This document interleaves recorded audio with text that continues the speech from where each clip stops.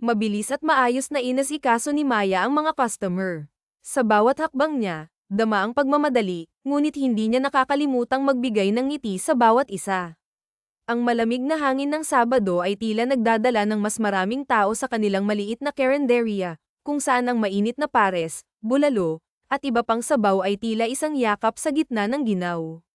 Maya, pakiasikaso naman ng mga table sa labas, tawag ni Bianca, ang manager nilang masigla ngunit minsan ay masungit. Sure, sagot ni Maya, sabay ngiti. Tsaka yung mga bagong customer na rin. Paikutan natin, masyadong mahina ang kalaban natin eh. Ako nang bahala, Bianca, sagot niyang puno ng kumpiyansa. Ngunit sa kabila ng kanyang ngiti, may kirot sa kanyang puso. Ito ang naging buhay niya sa nakalipas na buwan matapos siyang palayasin ng kanyang asawa, isang lalaking ngayoy masaya sa piling ng iba, sa kanilang mansyon na minsan niyang tinawag na tahanan. Sino ang mag-aakalang ang dating ginang ng tahanan ay magiging isang waitress? Ngunit ito ang realidad na kailangang niyang yakapin, kahit papuno ng maling akusasyon ang dahilan ng kanyang paglayo. Habang abala sa pag-aasikaso, isang insidente ang gumulantang sa kanya. Napatili si Maya nang matapunan ng malamig na tubig ang isang customer. What the hell? Galit na reaksyon ng lalaki, ngunit natigilan ito nang magtama ang kanilang mga mata. Sir, sorry po, tarantang saad ni Maya habang mabilis na kumuha ng tissue. Nanginginig ang kanyang mga kamay sa kaba. Okay lang, mahina ngunit mariing sabi ng lalaki habang hinawakan ang kanyang palso upang pigilan siya sa pagpunas. Tubig lang yan. Pasensya na talaga, sir.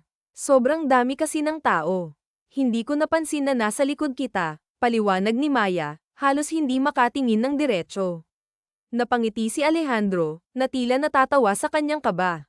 Matutuyo rin naman yan. May dala akong damit. Pero ang pagkain ko ang kailangang palitan. Tumango siya patungo sa bulalong halos nalunod sa tubig. Napangiwi si Maya habang tinitingnan ang sirang pagkain. Ako na po ang bahala, sir. Bigyan niyo lang po ako ng ilang minuto. Mabilis niyang inasikaso ang bagong order. Huminga siya ng malalim bago dahan-daang lumapit sa mesa ni Alejandro, dala ang bagong pares at bulalo. Maingat niyang inilapag ang mga ito sa mesa, ngunit napansin niyang nakatitig ito sa kanya. Sir, tanong niya, pilit na ngumiti upang itago ang kaba. Maya, tama ba? Maya Sarmiento, tanong ni Alejandro, puno ng pagtataka. Natigilan si Maya. Paano mo nalaman? Pamilyar ka. Kilala ka na ng lahat ng tao. Imposible na hindi. Nanlaki ang mga mata ni Maya sa kaba. Please, nakiusap ako. Sa atin lang to, ha? Bakit? May tinatago ka ba? Tanong ni Alejandro, ang mga matay puno ng kuryosidad. Wala. Ayaw ko lang na malaman ng ibang tao na nandito ako sa Baguio. Binitiwan ni Maya ang mga salitang iyon na may halong kaba at pag-iingat. Alam niyang hindi ito ang tamang panahon para makipag-usap sa kung sino man, ngunit ang lalaking kaharap niya ay tila may kakaibang presensya na hindi niya maipaliwanag. Hindi niya maalala kung kailan sila nagkita, ngunit sigurado siyang hindi niya nais na malaman ng iba ang kanyang kinaroroonan o ang dahilan ng kanyang paglayo. Sa likod ng kanyang mapanatag na panlabas, nagtatago ang isang pusong puno ng galit at determinasyon. Kailangan niyang mag-ipon ng lakas ng loob at magplano ng paraan upang makapaghiganti sa asawa niyang walang ibang ginawa kundi gawing miserable ang kanyang buhay.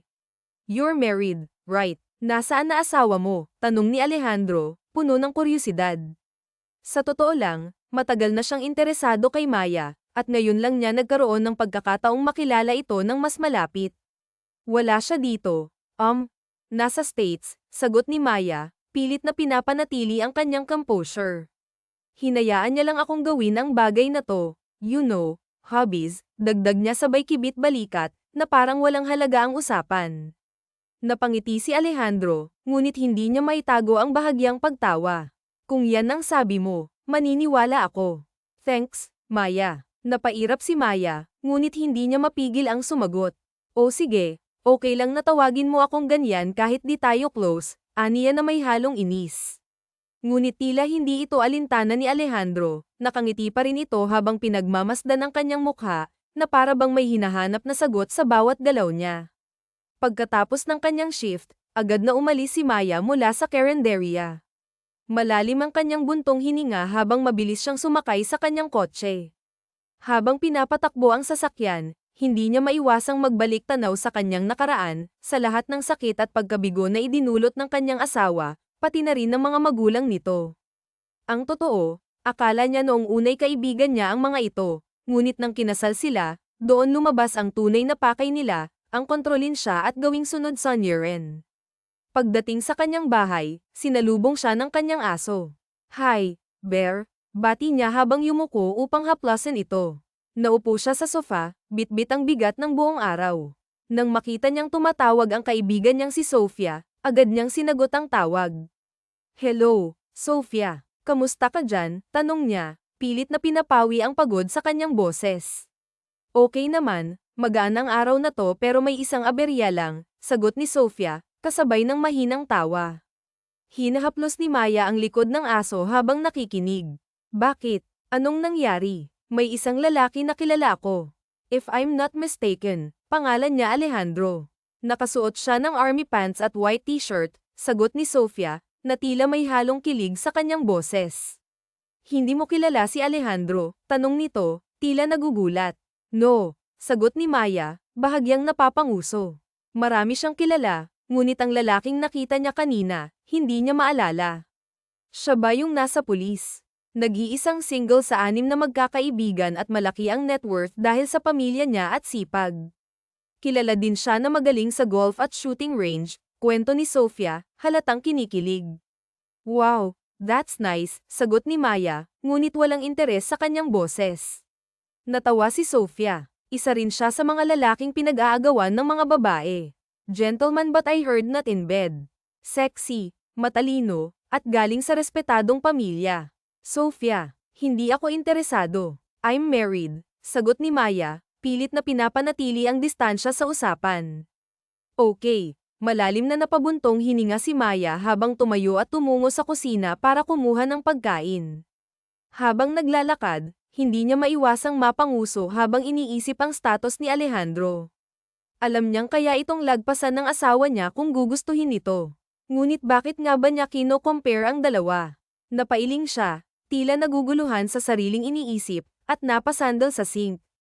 Muli niyang pinilit linisin ang kanyang isip at inisip na lamang ang mga gagawin niya kinabukasan. "Girl, malapit ka nang maging single," sabi ng kaibigan niyang si Sofia sa kabilang linya ng telepono, na tila puno ng sigla. "Pinoproseso mo na ang mga papel. Ikaw at si Benjamin. At kapag nangyari yun, pwede ka nang gumawa ng kahit ano. Kaso nga lang, sadyang ayaw ka lang pakawalan ni Benjamin. Bukas ako dyan at may pag-uusapan tayo," sagot ni Maya, pilit na pinapanatili ang kalmado niyang boses. "Tungkol saan?" tanong ni Sofia, halatang nagtataka. "Sa mga nangyayari dito. Basta bukas na bukas, nandyan na ako," sagot ni Maya na may bahagyang diin sa kanyang boses, na tila puno ng determinasyon. Pagkatapos ng kanilang pag-uusap, napabuntong hininga si Maya. Hanggat hindi pinipirmahan ni Benjamin ang mga papel, pakiramdam niya'y nakatali pa rin siya rito. Nais niyang magalit, sumigaw, at ilabas ang lahat ng sama ng loob, ngunit alam niyang walang maidudulot iyon kundi dagdag na pagod. Sa ngayon, ang tanging kakampi niya ay ang kaibigan niyang si Sofia. "Bear, sa tingin mo kaya ko nang bumalik?" tanong niya sa kanyang aso, habang hinahaplos ang ulo nito. Tumitig siya sa mga mata ng kanyang alagang tila nagtatangkang magbigay ng sagot. Huminga siya ng malalim at bumaling sa litrato ng kanyang mga magulang na nakasabit sa dingding. Kung buhay pa lang sana ang mga ito, malalaman nila ang hirap na pinagdaraanan niya. Siguro, tutulungan siya ng mga ito na makabalik sa Manila at makawala sa mapait niyang sitwasyon. "Dad, Mom, tulungan niyo ako, please," bulong niya habang pinipigilan ang luhang gustong kumawala. I hate Benjamin." Huminga siyang muli ng malalim bago tuluyang humiga sa kama, umaasang makakahanap siya ng kapayapaan kahit sa panaginip man lang. Kinabukasan, binuksan ni Maya ang pinto ng kanyang apartment at nakita si Sofia, may dalang malaking bag. Niyakap nila ang isa't isa, at ang kanilang tawa ay tila pansamantalang nagbigay liwanag sa madilim na mundo ni Maya. Magkasabay silang naglakad papunta sa living room. "Nagdala ako ng pagkain. Baka puro bulalo na ang nasa utak mo," biro ni Sofia habang inilalapag ang dala niyang pagkain. "Grabe ka, marunong naman akong mag-ulam," sagot ni Maya na may bahagyang tawa. Ngunit agad ding naging seryoso ang mukha ni Sofia. Marami tayong dapat pag-usapan, girl. Seryoso ang lahat ng to, aniya habang umuupo at nagsisimulang ayusin ang pagkain. Bamantong hininga si Maya, ramdam ang bigat ng hangin sa paligid. Tumayo siya upang maghanda ng juice at muling umupo. Habang hinihintay ang sasabihin ni Sofia, hindi niya maiwasang kabahan. Alam niyang may masamang balita, at may kinalaman ito sa kanyang asawa at sa pamilya nito. Anong nangyari? Tanong ni Maya, pilit na pinipigilan ang panginginig ng kanyang boses. Ang magaling mong asawa, panimula ni Sofia, halatang may galit sa boses, kung sino-sino na naman ang babaeng kinakausap. Pero hindi lang yun. Kapag wala ng mga tao, kung ano-anong ginagawa, balak nilang ibenta ang mansyon ng mga magulang mo, at si Benjamin, gusto niyang malaman kung saan mo tinago lahat ng pera mo. Ano? Halos hindi makapaniwala si Maya. Imbes na gamitin sa mabuting paraan ang pera, ginawa pang negosyo. Dahil nagtayo lang naman ang magulang ni Benjamin ng kasino, nagtayo rin sila ng bar sa ibang isla, at ospital na gusto ng ama mo, sagot ni Sofia, na tila nagpipigil ng galit. Wala na, tanong ni Maya, ramdam ang panginginig ng kanyang boses. Binenta na nila at binago ang plano. Nagtagis ang kanyang panga habang iniisip ang lahat ng sakripisyo ng kanyang mga magulang. Pinaghirapan yun ng mga magulang ko. Bakit kailangang galawin ang hindi sa kanila? Hindi na napigilan ni Maya ang kanyang galit. Muli siyang napabuntong hininga, ngunit sa pagkakataong ito, may halong determinasyon. Alam niyang hindi niya maaaring hayaan na tuluyang mawasak ang lahat ng iniwan ng kanyang mga magulang. Kailangan niyang lumaban, para sa kanila at para sa sarili niya. Dahil nga asawa ka niya, madali niyang mapapaniwala ang mga tao. Dahil asawa ka ng tarantadong yun, galit na sabi ni Sofia, halos nanginginig ang boses sa sobrang inis. Ramdam ni Maya ang bigat ng bawat salitang binitiwan ng kaibigan, na tila sinasalamin ang galit na matagal na niyang kinikimkim.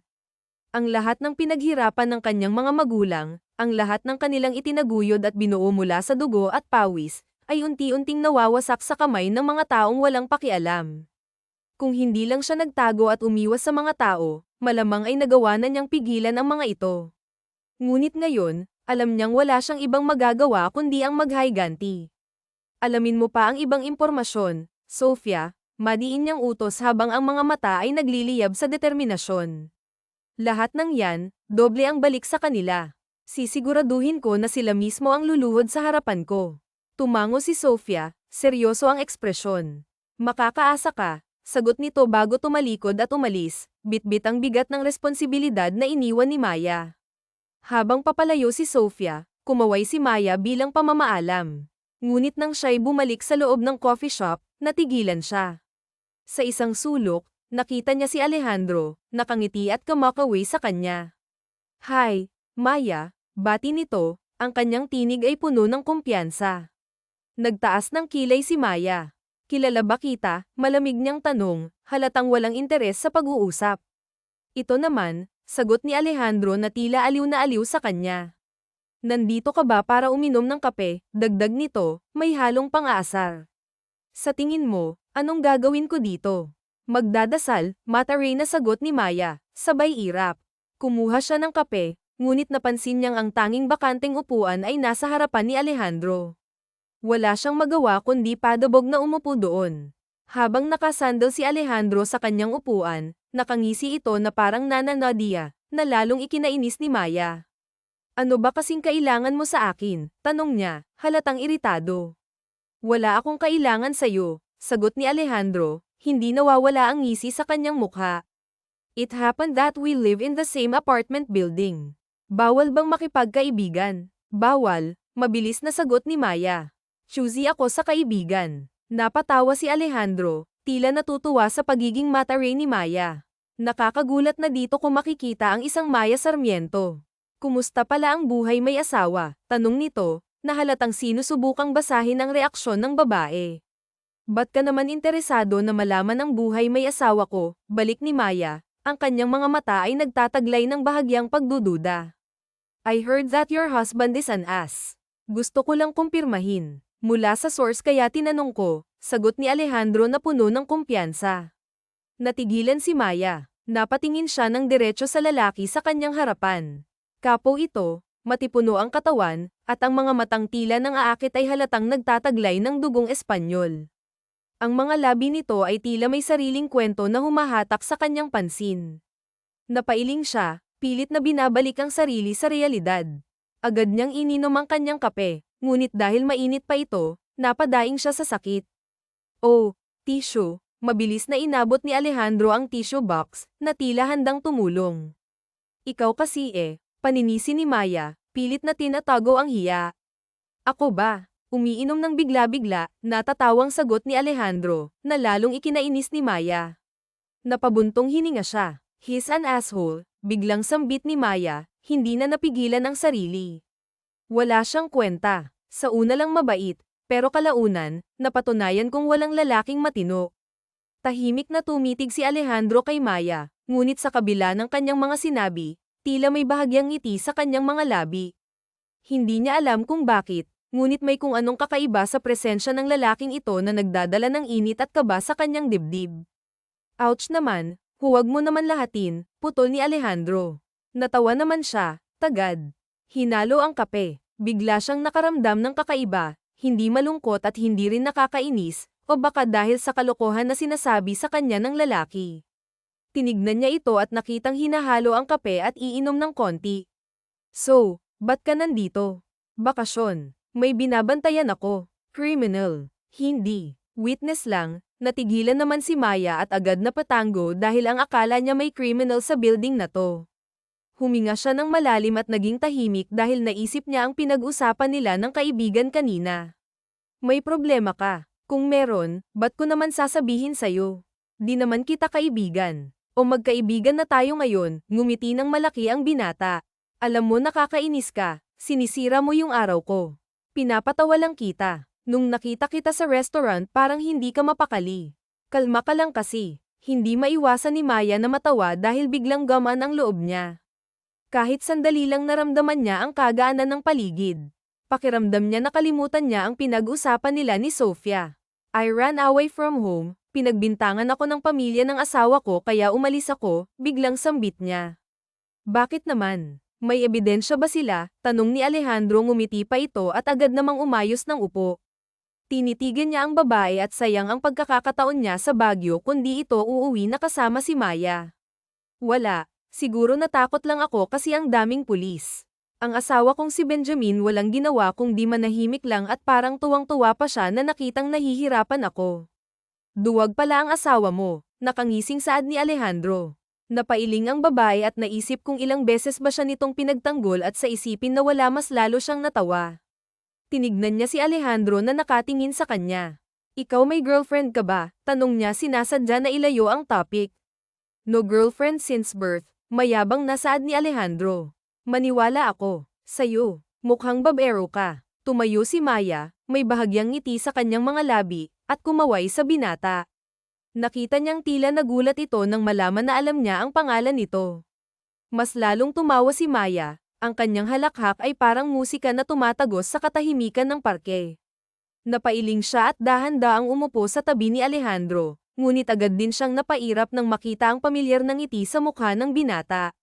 Nakangisi na naman ito habang nakatitig sa kanya, na para bang binabasa ang bawat emosyon niya. Silang dalawa lamang ang naroon, sa ilalim ng lilim ng mga punong sumasayaw sa ihip ng hangin. Umiinom sila ng kape habang ang araw ay banayad na sumisilip sa pagitan ng mga dahon.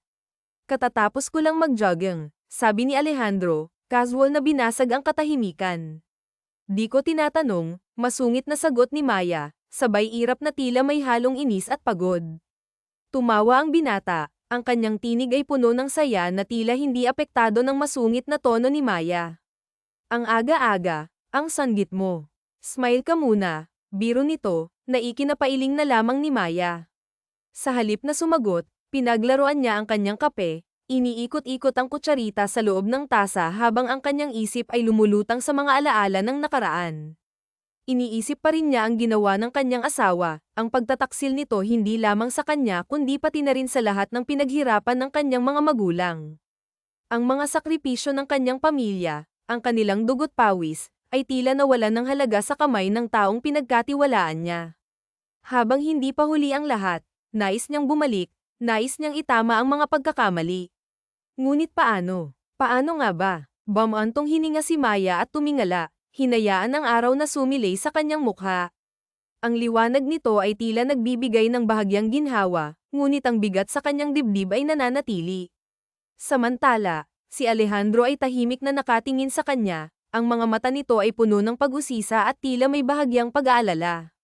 May problema ka? Tanong nito. Ang boses ay banayad at puno ng malasakit. Marami, sagot ni Maya, halos pabulong. Gusto mo bang dagdagan? Dagdag niya, na may halong sarkasmo. Napangiti si Alejandro. Ayoko, pero mukhang mabigat yan. Napapikit si Maya, pilit na nilulunok ang pait ng kanyang damdamin. Nagsisisi na ako na siya ang naging asawa ko, biglang sambit niya, ang boses ay puno ng hinanakit. Akala ko magiging okay ang lahat dahil pinatunayan niya na mabait siya at kaya niya akong alagaan. Pero pakitang tao lang pala yung mga hayop na yun. Bakit? Ano bang dahilan? Tanong ni Alejandro. Ang kanyang tono ay puno ng interes. Huminga ng malalim si Maya, tila nag-iipon ng lakas ng loob upang ipagpatuloy ang kanyang kwento. Sa wakas, nagsimula siyang magsalita, ang bawat salita ay puno ng emosyon. Arranged marriage. Pinagkasundo kaming dalawa dahil Katie wala ni Daddy ang pamilya ni Benjamin. Magaling sa negosyo ang pamilya nila, at isa sila sa napiling tulungan ng Daddy ko. Kaya nag-merge ang mga kumpanya namin. Pero nang mamatay ang mga magulang ko, tsaka lumantad ang tunay na pakay niya. Pinagbintangan pa ako ni Benjamin na nilalason ko raw ang pamilya niya. Dinala sa ospital ang mga magulang niya, at dahil doon, pinalayas nila ako sa mansyon. Lahat ng pulis, hinanap ako dahil gusto ko raw patayin ang pamilya niya. As if naman kaya ko yun. Pero huwag lang magdilim ang paningin ko dahil gagawin ko yun, makatotohanan yun. Bahagyang natawa si Alejandro, dahilan upang mapangiti rin si Maya. Ang bigat ng kanyang kwento ay tila bahagyang gamaan dahil sa presensya ng binata. Agad niyang pinagpatuloy ang kanyang kwento, na parang natagpuan niya ang lakas ng loob na ipahayag ang lahat. Kaya naging waitress ka dito para magtago? Tanong ni Alejandro, ang boses ay puno ng pag-usisa. Yes, maikli niyang sagot. Ba't ayaw mong bumalik? Nang sa ganun, malaman mo ang nangyari. Sabi mo nga, gusto mo mag-higanti? Tanong ng binata, ang kanyang mga mata ay tila namungusap. Ba't ko gagawin yun? Napalunok si Maya, ang kanyang isip ay tila naguguluhan. Ngunit paano nga ako makakaalis at makakapunta doon kung pinaghahanap nga ako ng mga pulis? Tanong niya, tila nawawalan ng pag-asa. Tiningnan niya si Alejandro, ngunit agad ding iniwas ang kanyang tingin. Nabanggit ng isang kaibigan na isa itong pulis at may mataas na ranggo. Ngunit ayaw niyang gumamit ng tao, lalo na't alam niyang hindi iyon magugustuhan ng kanyang mga magulang. Pinaghahanap ako ng mga pulis, kaya paano nga ako makakabalik? Muling tanong ni Maya, ang kanyang boses ay puno ng kawalang pag-asa. Gusto kong harapin si Benjamin at ang mga mapagpanggap niyang magulang. Ngunit sa paanong paraan naman? Huminga siya ng malalim at tiningnan ang kanyang kamay. Nakita niya ang singsing na nasa kanyang daliri, isang paalala ng masakit na nakaraan. Hindi siya makapaniwala na kailangang umabot siya sa puntong ito, ang magtago at magpakababa para lamang sa kanila. Tagapagmana siya ng kanyang mga magulang, ngunit heto siya ngayon, nagtatago sa batas. Tahimik si Alejandro, ngunit ang kanyang presensya ay tila nagbibigay ng kakaibang lakas kay Maya. Ang hangin ay patuloy na umiihip, dinadala ang mga dahon ng mga puno sa isang masayang sayaw. Ngunit sa kabila ng lahat, alam ni Maya na ang laban ay malayo pa sa katapusan. At sa isang saglit, nagkaroon siya ng bahagyang pag-asa na baka, sa tulong ng binatang ito, ay mahanap niya ang sagot sa kanyang mga tanong. May alam mo akong paraan, Maya, saad ni Alejandro. Ano? Be my girlfriend. Ano? Mga paraan mo talaga eh. Ano akala mo ba nakakatawa yang ganyan? Seryoso ako. Kalmadong sabi ni Alejandro na napalunok naman siya at tiningnan ng binata na ngayon seryosong nakatingin. Paano naman kung magpapanggap kang girlfriend ko? Mapoprotektahan kita laban sa kanya. Kaya rin kitang linisin. Lilinisin natin ang pangalan mo sa lahat ng tao. At ano naman ang kinalaman ng pagiging girlfriend mo sa ganun? Para lang ipakita sa asawa mo na hindi ka basta-basta na kaya mo siyang palitan kung gugustuhin mo. Ongoing ang annulment papers nyo at pagkatapos nun, malaya ka na. Ayaw mo ba ng thrill? Nanliit ang mga mata ni Maya. Ngunit kung tutuusin, malaki ang magiging bahagi ni Alejandro sa pagbabalik niya, given the fact that he's in the highest rank of being a police at mayaman ang pamilya nito. Kaya alam niyang kaya siya nitong protektahan.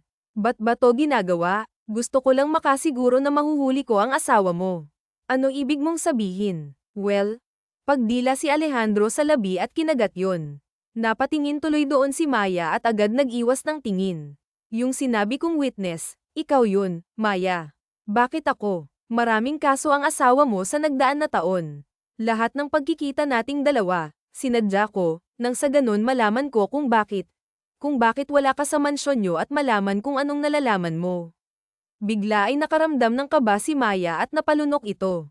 Huhulihin mo ba ako? Hindi. Wala ka namang kasalanan. Gagawin lang kitang witness nang sa ganun mahuli ko si Benjamin. Ano, payag ka ba? Huminga siya ng malalim. Ito na ang pagkakataon niya at agad siyang tumango. Payag ako, Alejandro. Hindi naman masama kung susubukan niya at hindi naman masama kung papayag siya dahil para rin ito sa mga magulang niya. Iniisip niya na lang na pinadala si Alejandro ng mga magulang niya para malaman ang katotohanan at malaman niya ang ginagawang katarantaduhan ng kanyang asawa. Sa kondo ko ikaw titira.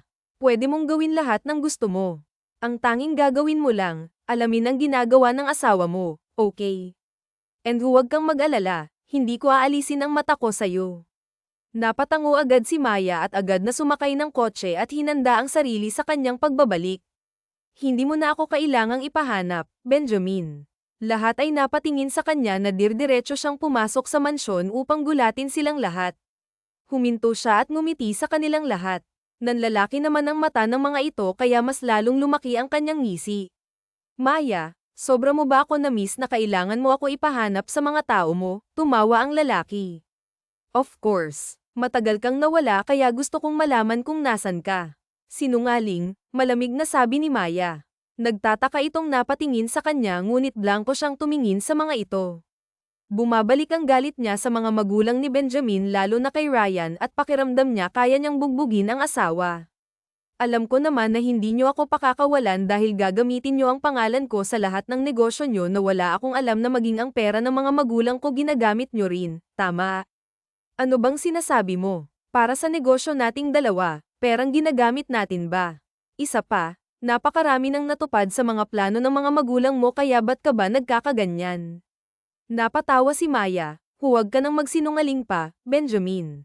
Bistado nakita sa lahat ng katarantaduhan na ginagawa mo sa likod ko. Akala mo ba wala akong alam sa ginagawa mo ha? Akala mo ba talaga wala akong alam at tanga pa rin sa mga kalokohan mo? Nagtagis ang panga ng lalaki. Stop being delusional, Maya. Tiningnan ni Maya ang mga magulang ng lalaki, at kayo, masaya ba kayo na nakahiga kayo sa pera ng mga magulang ko na wala kayong ibang ginawa kundi gumastos ng malaki dahil sa paggamit ng pangalan ko? Maya, sigaw ni Benjamin. Tiningnan niya ang asawa at agad ngumisi dahil alam niya na nagsasabi siya ng totoo dahil galit ito sa kanya. Huminga siya ng malalim at taas noong tiningnan ang asawa. Bakit, Benjamin? Hindi ba totoo? Baka nakakalimutan mo na may mga mata ako dito sa mansyon, maging sa labas kaya alam ko ang ginagawa mo. Nawala lang ako pero hindi ako bulag. Tandaan mo yan. Iya, ba't ka ba nagagalit? Sa katunayan nga pinapahanap ka namin sa mga pulis at pinapahanap ka rin ng anak ko sa mga tao niya. Wala akong pakialam kung pinapahanap niyo ako o hindi, kalmadong sabi ni Maya. Tumawa naman ng sarkastiko si Benjamin. Ganyan ba talaga ugali mo? You should be thankful. No, Benjamin. Hindi ako magpapasalamat sa inyong lahat. You made my life worse magmula nang mamatay ang mga magulang ko. Tinanggalan mo ako ng karapatan para sa pera nila. Tinanggalan mo ako ng karapatan at pagkakataon na i-manage ang negosyo. Pinagmukha mo akong bobo at tanga sa lahat, sigaw ni Maya. Nagtagis ang panga ng lalaki habang nakatingin sa kanya. Matamis na umiti si Maya at agad na tiningnan ang bahay nilang mag-asawa na binili niya pa gamit ang pera niya dahil hindi kayang bumili ni Benjamin. Ngayon na nakabalik na ako, mag-ingat ka. Pinagbabantaan mo ba ako? Ako na asawa mo, Maya, tumawa si Benjamin. Oo, lumapit siya sa asawa at tiningnan ang mga mata nito. Take my words as a threat. Magmula sa araw na ito dito matatapos ang lahat. Yun ang wish. Bulong ni Benjamin, Pastahan. Game ako dyan. Nagtagisang panga ng lalaki at handa ng saktan si Maya ngunit nagpipigil ito dahil sa mga magulang. Nagtaas ang kilay ng babae at napansin ang pagiging agresibo ng paghinga ni Benjamin, senyales na galit ito sa kanya. Maghintay ka lang, humi si Maya. Bumalik ka dito, Maya. Tinaas niya ang gitnang daliri at agad na lumabas at dumiretso sa kotse na naghihintay sa kanya. Pumasok siya doon at sinabi ang address ng bahay ng kanyang mga magulang na huling alas niya. Hello, attorney. Finally tinawagan mo rin ako, Miss Maya, nagagalak na saad ng attorney babae. Gawin na natin ang napag-usapan. Gusto ko nang kunin pabalik ang akin naman talaga. Makakaasa ho kayo, ma'am. Ako na ang bahala sa annulment papers. Hinihintay ko lang talaga ang signal mo. I'm rooting for you, Lourdes. Ikaw ang abogado ng pamilya at alam kong magagawa mo lahat ng ito ng tama. Binaba niya ang tawag at napatingin sa malaking gate ng mansyon na may apelyido nilang pamilya sa gate. Lumabas siya ng kotse at nakita si Alejandro sa loob kasama ang higit kumulang na mga lalaki na kasuot ng itim. Napalingon sa kanya ang binata at agad ay nalalayan ng siko niya. Kumusta? Maayos naman ang lagay ng mga magulang niya at gusto ko ngayon nang sa ganun makita nila yung gagawin ko. Natawa naman si Alejandro. Ang asawa mo malamang galit na galit. Kulang na lang saktan ako kanina. Subukan ka lang niyang saktan, nandidilim ang ekspresyon na saad ni Alejandro. Napakurap naman siya at agad hinawakan ang braso ng binata. Ngumiti siya at agad naglakad papasok sa loob at nakita ang mga kasambahay na naglilinis at masaya siyang makita. Manang Lina, iya, masaya ako nakabalik ka na ulit dito sa mansyon. Hindi ko po kayong pwedeng pabayaan na lang. Bahay rin ta ng mga magulang ko kaya kailangan ko ipaglaban. Hayaan mo at tutulungan ka namin sa abot ng aming makakaya. Niyakap niya ang matanda at agad na bumantong hininga. Sanakyanin ko. I'm sorry, Manang, na-freeze na yung credit card. That's the first thing I did. Pagkatapos niyan, babawiin ko ang pera ng mga magulang ko na ginamit niya tsaka ko ibabalik ang credit cards niya. Naglalakad si Maya papunta sa kumpanya ng mga magulang kasama ang kaibigan na si Sofia. Sumakay sila sa elevator habang tumatango sa mga bumabati sa kanya at sa pag-welcome sa kanya sa kumpanya. Nang makarating sila sa tamang palapag, nagulat pa ang mga empleyado sa pagdating niya. Ma'am Maya, gulat na tawag ni Francine, ang sekretarya na naging empleyado na lang. Ba't ganyan ang suot mo? Kasi po binaba ni Sir Benjamin ang posisyon ko at pinalit niya sa akin yung babaeng lagi niyang ang kasama. Nagtagis ang panga niya. Magpalit ka. Hindi po. Sekretarya kita kaya walang kahit sino ang pwedeng pumalit sa'yo pero sundin mo na lang ako. Tinapak ni Maya ang balikat ni Francine. Pumasok sila sa kumpanya at nakita ang babae na nakaupo sa sofa at tamang inom lang ng kape. Napatayo ito na makita siya dahilan para tumaas ang kilay ni Maya at tignan ito mula ulo hanggang paa. Sino ka? Ako dapat ang magtanong sa'yo niyan, miss.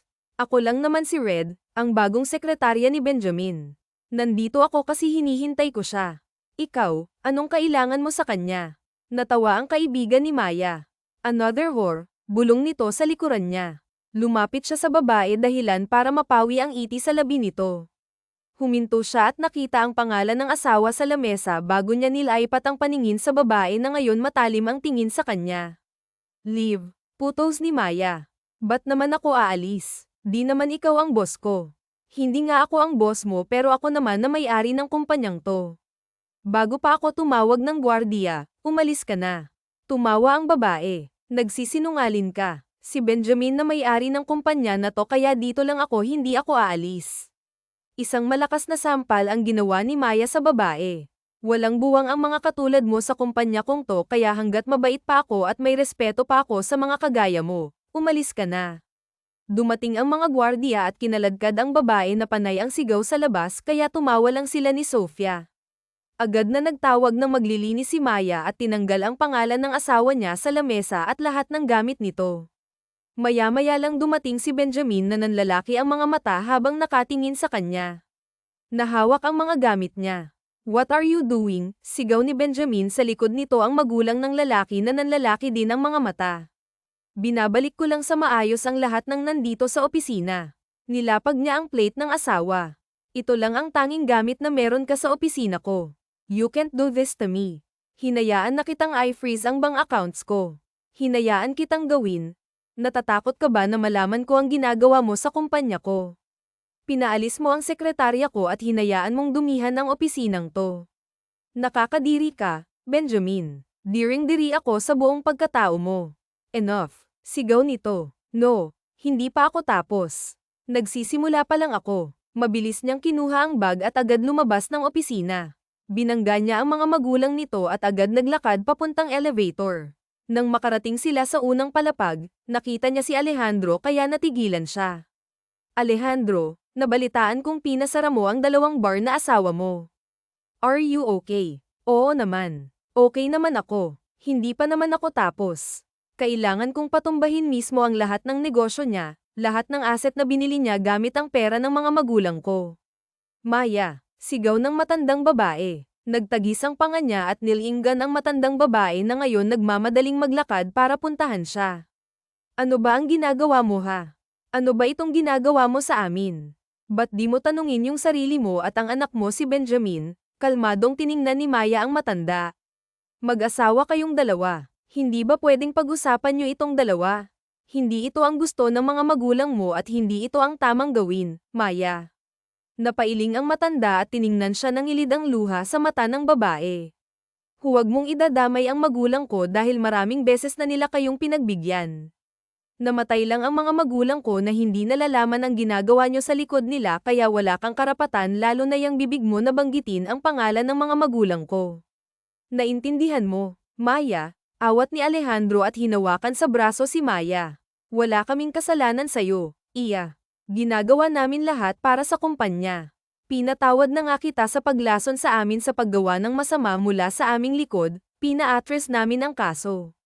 Wow, thank you. Salamat ginawa nyo yun pero hindi ako aatras sa inyong lahat, magulang ko ang nakasalalay dito at pinaghirapan nila. You will feel my wrath, you will feel my anger, my rage and everything at wala kayong magagawa kung tanggapin yun. Hindi nakasagot ang matanda dahil alam ng mga ito na malaki ang kasalanan nila kay Maya at bali-baliktaran man ang mundo malaki din ang naging pagkukulang nila kay Ran. Huminga ng malalim si Maya at dinuro ang matanda, huwag niyong isusumbat sa akin ang lahat dahil sa ating dalawa. Alam niyo kung sino ang may kasalanan at kung ano ang kasalanan niyo sa akin. Maya, don't call me like that. I'm not your slave anymore, and I will do everything para lang mapabagsak kayo. Kayong lahat. Mabilis siyang umalis at agad pinunasan ang luha sa mga mata. Nagiging emosyonal siya sa tuwing ganito ang nangyayari at di siya makapaniwala na ito ang magiging dahilan para magbago siya at magbago ang lahat sa kanya.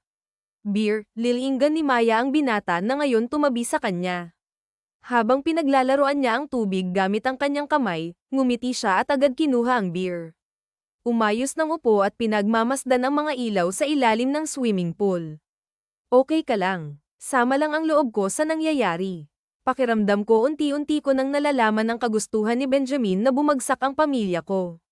Nagsisisi pa rin ako na hindi ko siya kinilatis dahil pinagkatiwalaan siya ng ama ko. Wala ka namang kasalanan kung tutuusin. Sila ang gumawa niyan sa sarili nila at karma nila yan.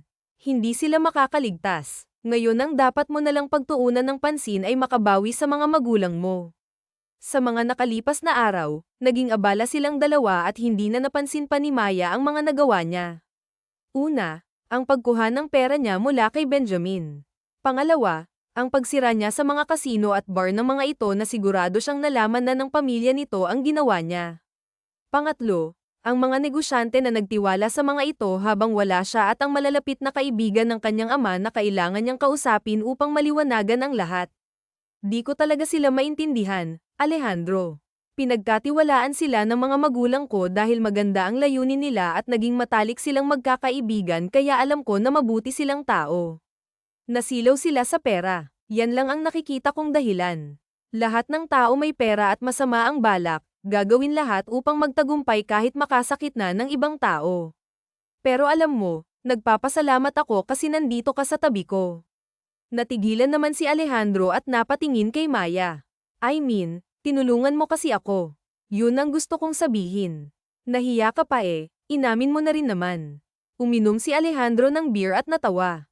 Satisfied ka na ngayon sa nakikita mo. Kulang pa, Alejandro. Ano pang kulang? Gusto kong magbayad sila sa batas ang sabi mo. Hinuhuli mo si Benjamin sa mga illegal na gawain niya at ngayon na may pagkakataon na gusto kong mabulok siya sa kulungan. Gusto niyang bigyan ng leksyon ang asawa at magkaroon ng masayang buhay pagkatapos nito.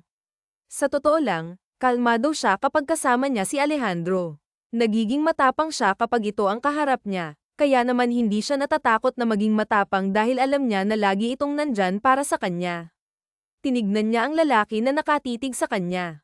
Napangiti siya dahil doon. Pumapayag na ako maging witness, Maya. Pag-isipan mo ng mabuti ang lahat ng to. Matagal ko nang pinag-isipan. Totoo at kasama sa desisyon ko ang gawing miserable ang buhay nilang lahat.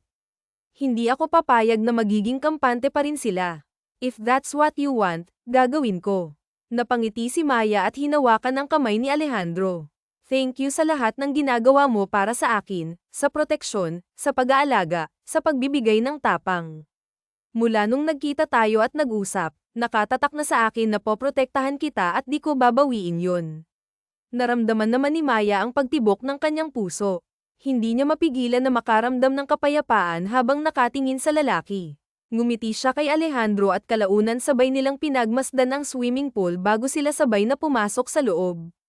Sabay silang pumunta ng kusina at natigilan si Maya nang makitang umiinom ng tubig ang lalaki. Nga pala, alam ba nila na nagpapanggap lang tayo bilang magnobyo at nobya? Alam nilang girlfriend kita. Hindi mo sinabi. Ba't ko sasabihin? Para sa akin lang ang impormasyon na yun, Maya. Ayokong i-share, panliit naman ng mga mata ng babae. Teka nga, gusto mo ba ako? Si Alejandro naman ngayon ang natigilan at binitawan ang baso.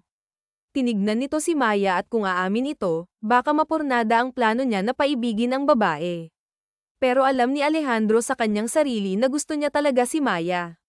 Kundi nga lang siya naunahan ng torrentadong asawa nito, baka nga sila ang kasal ngayon. Alejandro, yes, interesado ka ba sa akin? Ba't mo naman yan tinatanong?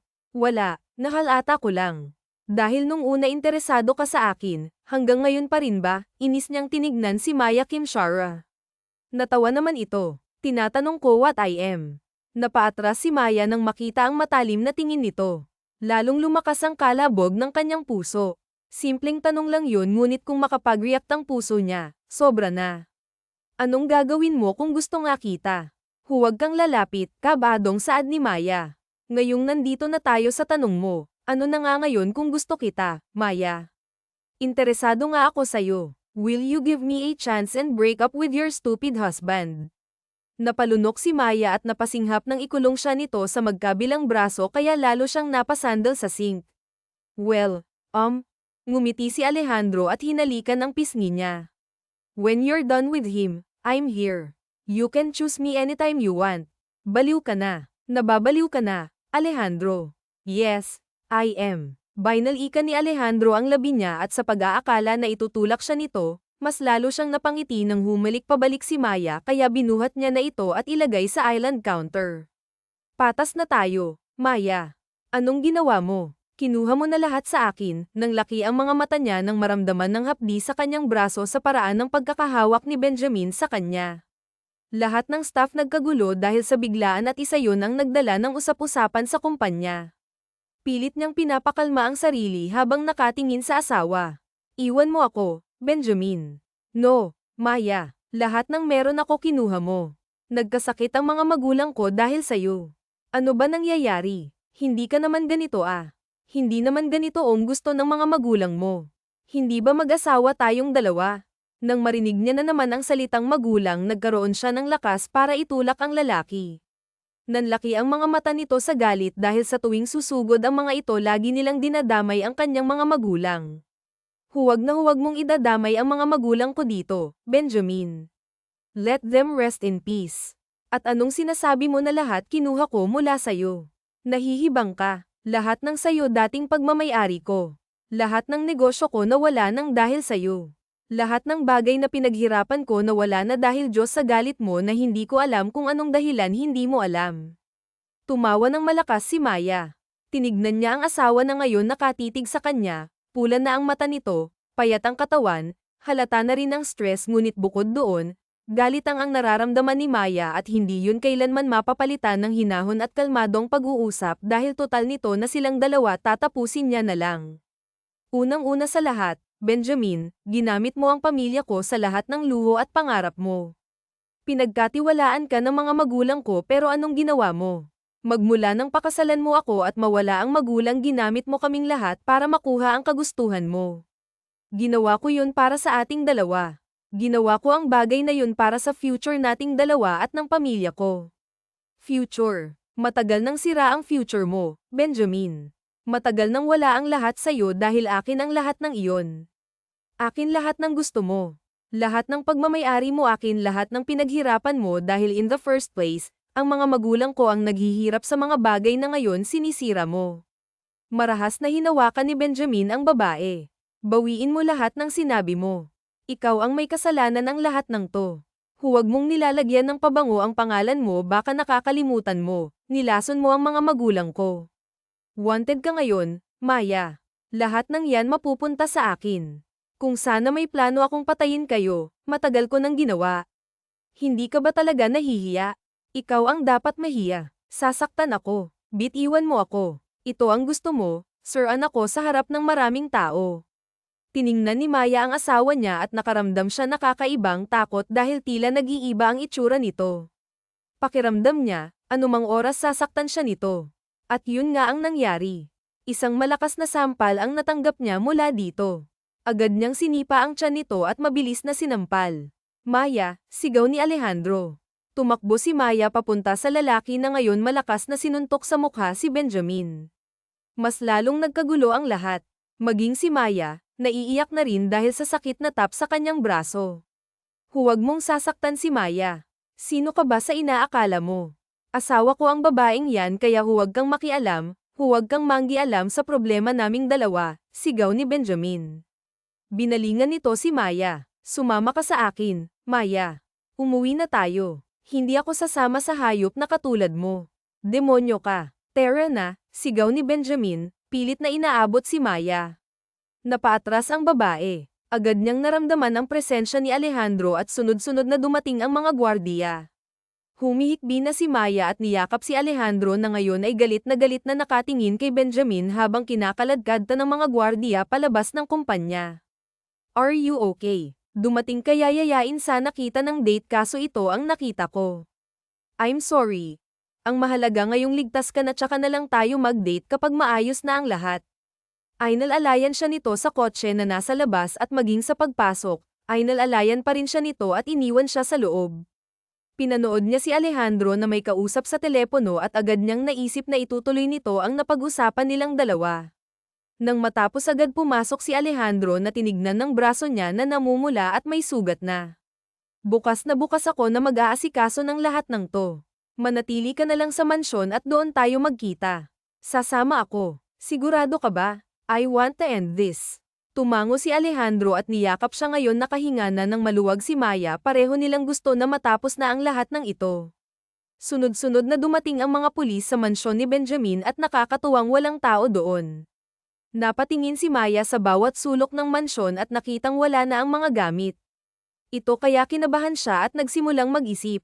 Agad niyang tinignan si Alejandro at agad naisip ang mga magulang nito sa ospital sigurado akong alam nila kung nasan siya. Pupunta tayo ng ospital, saad ni Alejandro. Napahawak si Maya sa kanyang ulo at nagtatagis ang panga niya sa kadahilanang nakatakas si Benjamin. Balewala ang naging pagkilos niya at ang ginagawa niya para makapaghiganti. Tinignan niya ang itaas ng kwarto nila at nakita niyang bukas yun. Wala na rin ang mga gamit.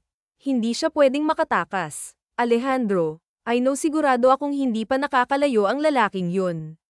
Kung makakatakas man siya, hahanapin ko siya. Kailangan natin siyang hanapin. Mahahanap din natin siya. Hindi rin ako papayag na hindi niya mapagbayaran ang krimen na ginawa niya laban sa batas, kalmadong sabi ni Alejandro. Maya-maya lang kumilos na sila, ngunit habang palabas sila ng mansyon nakita ni Maya ang ina ni Benjamin kasama nito ang isang anak na ngayon umiiyak habang nakatingin sa kanya. Anong ginagawa niyo dito? Kung gusto niyong mahanap si Kuya Benjamin, alam namin kung nasan siya.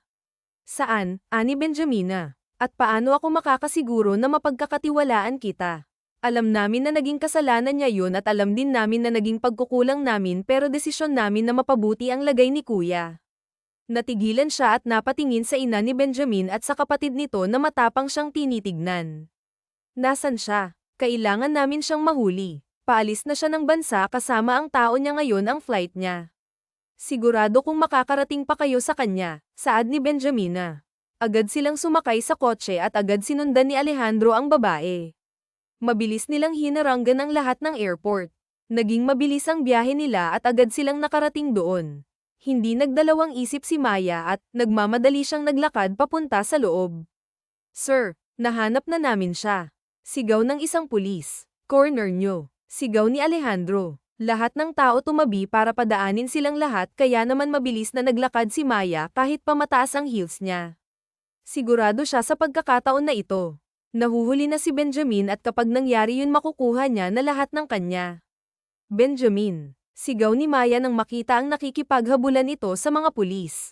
Tumakbo sila at umabot sila sa labas dahil ang lahat ng tao natataranta. Nang laki ang mga mata ni Maya nang makitang nakaluhod si Benjamin at hawak ng dalawang pulis na ngayon nakatutok ang baril sa lalaki. Huminga si Maya at tiningnan si Benjamin na ngayon halos damapa na. Maya, tulungan mo ako. Umiling siya, kailangan mong pagbayaran lahat ng yan, Benjamin. Asawa mo ako please patawarin mo na ako sa lahat na nagawa ko nagsisisi na ako please magbabago ako nagawa ko na yung gusto mo help me may sakit si mama si papa na stroke nag-aaral pa ang kapatid ko Maya maawa ka naman sa akin. Sana naisip mo yan nun, Benjamin. Nagmamakaawa ako kahit ang mga magulang ko na lang si Benjamin na marami pa siyang pangarap Hopper please. Tinanggal ng babae ang singsing at binigay kay Benjamin. Minahal kita dahil akala ko tapat ka at hindi mo ako bibiguin pero mas lalo mong pinatunayan sa akin na sana hindi na lang kita nakilala.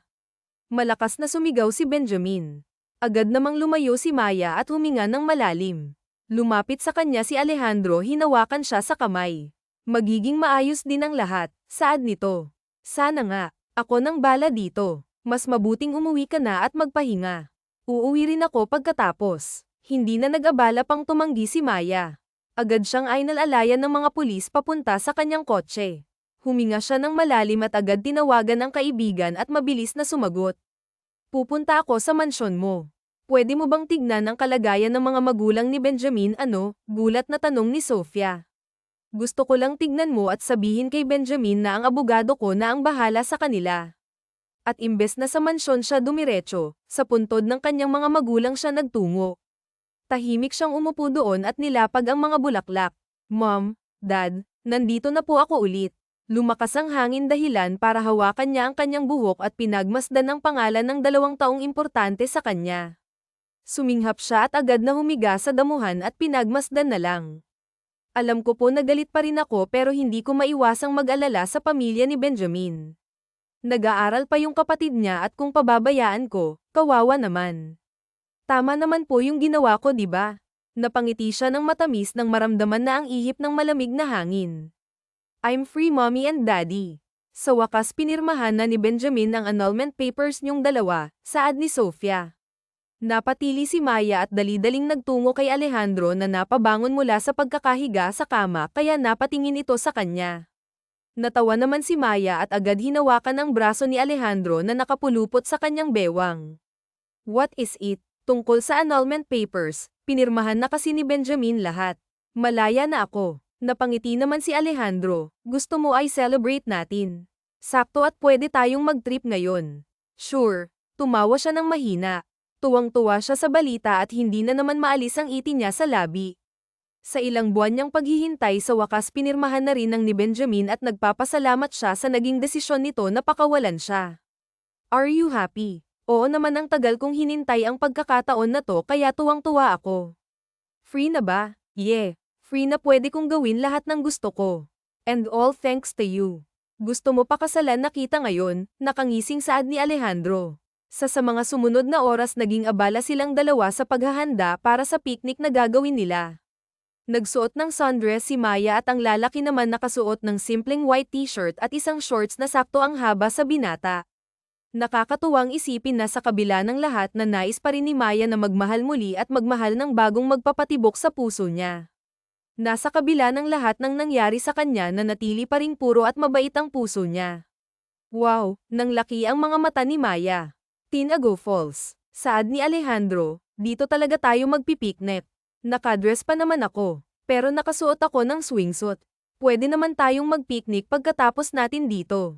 Nandun ang cottage sa gilid, doon na lang tayo kumain. Nag-enjoy silang dalawa habang lumalangoy at hindi maalis sa labi ni Maya ang saya dahil sa wakas malaya na siya.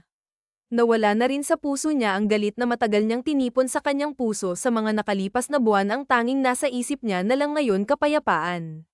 Alejandro, thank you, saad ni Maya habang nakaupo sila sa bato. Para saan? Sa lahat ng ginawa mo para sa akin. Kung hindi mo ako kinulit nung nasa restaurant, baka hindi ko maisip ang lahat ng ito, kaya grateful ako na nakilala kita. Ginawa mo lahat ng yun dahil alam mong yun ang tama, hindi ako ang gumawa nun Maya, ikaw yun, kaya nga nagpapasalamat ako.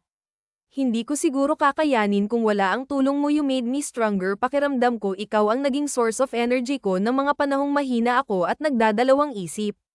Napatili naman si Maya nang malaglag siya sa bato at agad siya ikinulong ni Alejandro sa bisig nito. Napatili si Maya nang malaglag siya at agad siyang ikinulong ni Alejandro sa bisig nito, dahilan para yakapin niya ang leeg ng binata. Napapikit ng babae ng halikan nito ang labi niya at naramdaman niya doon ang pagmamahal at pagkalinga, dahilan kung batas pinili ni Maya na magmahal muli. Alam mo, hanga ako sa'yo dahil ang sa tapang mo talaga, tumango si Alejandro.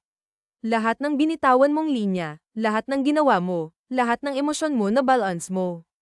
Humahanga ako sa'yo at lahat ng nagawa mo para sa sarili mo, humahanga ako dahil kinaya mo. Naramdaman niya ang pangingilid ng luha sa kanyang mga mata. Sana hindi mapagod ang puso mo na maging matapang sa lahat ng sitwasyon, sana maiparamdam ko sa'yo ang kapayapaan sa puso mo. Napangiti si Maya at niyakap ang lalaki. I love you, Alejandro. You made me strong. No, you were born to be that strong woman.